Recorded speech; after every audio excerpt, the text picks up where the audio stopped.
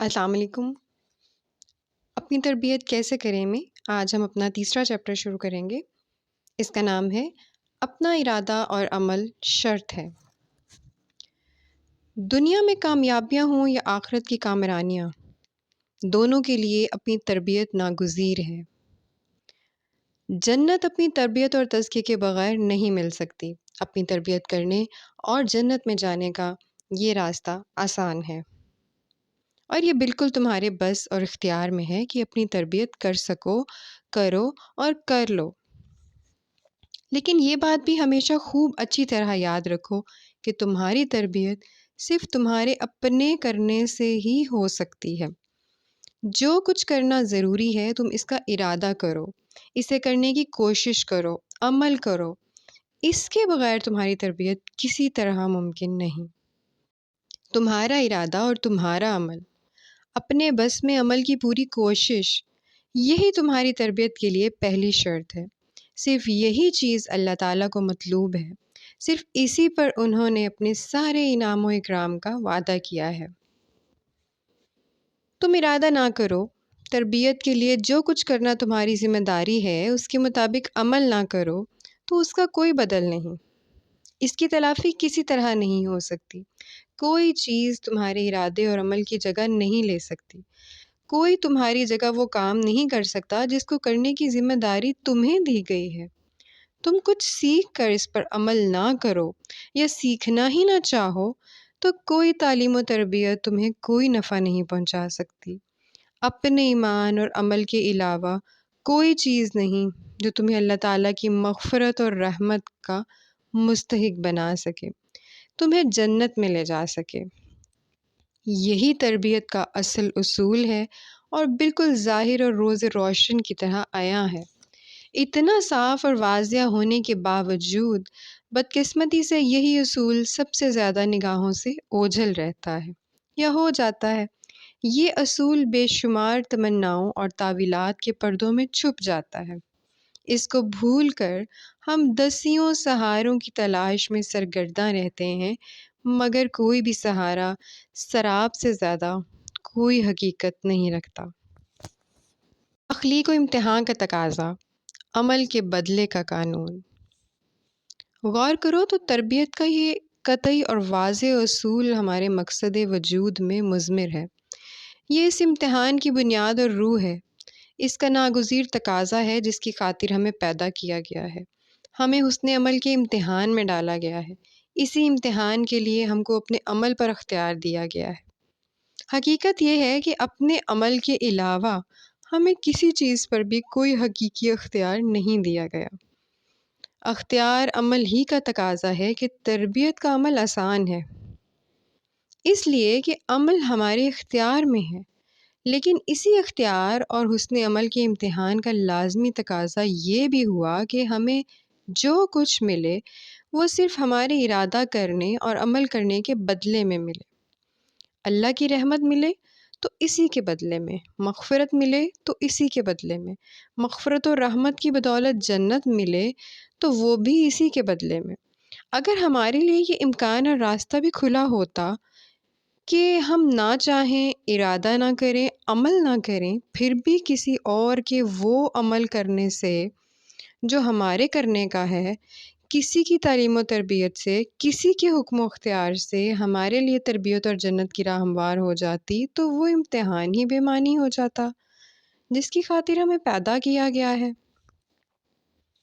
کوئی بھی ہماری جگہ وہ نماز نہیں پڑھ سکتا جو ہمیں پڑھنا ہے، وہ روزہ نہیں رکھ سکتا، وہ وعدہ پورا نہیں کر سکتا، مخلوق کی وہ خدمت نہیں کر سکتا، وہ جہاد نہیں کر سکتا جو کرنا ہمارا کام ہے۔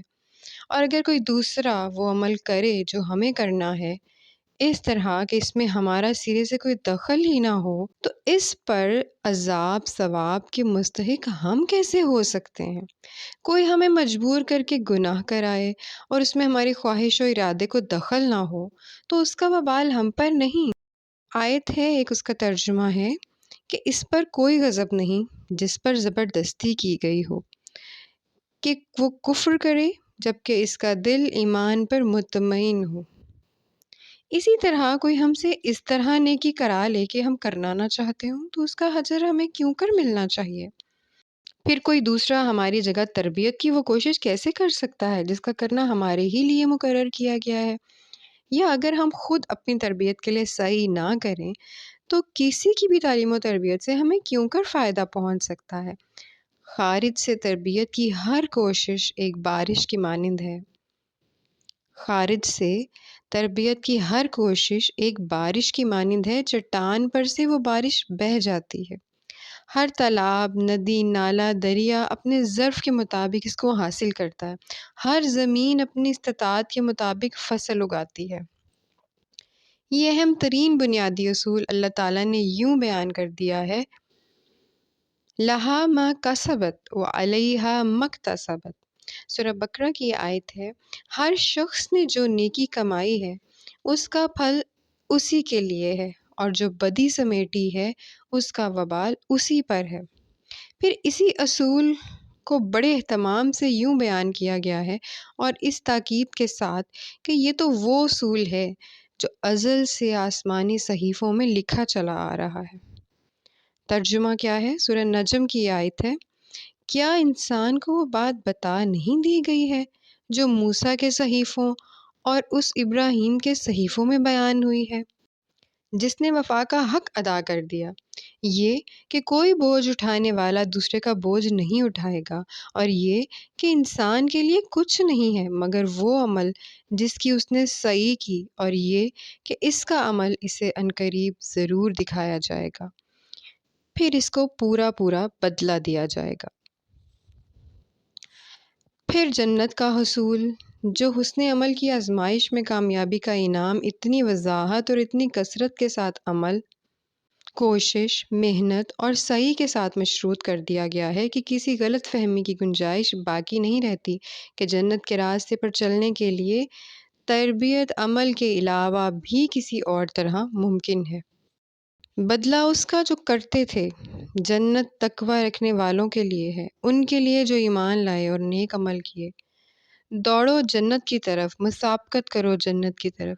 جنت جیسی چیز ہی کے لیے تو عمل کرنے والوں کو عمل کرنا چاہیے، دوسروں پر بازی لے جانے والوں کو بازی لے جانا چاہیے۔ یہ وہ لہر ہے جو قرآن کے ہر صفحے پر معجزاً ہے۔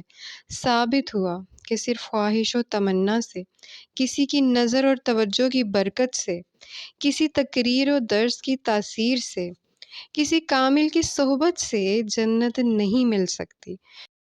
اپنی وہ تربیت بھی نہیں ہو سکتی جس کا انعام جنت ہے، جب تک اپنا ارادہ نہ ہو، اپنی کوشش نہ ہو۔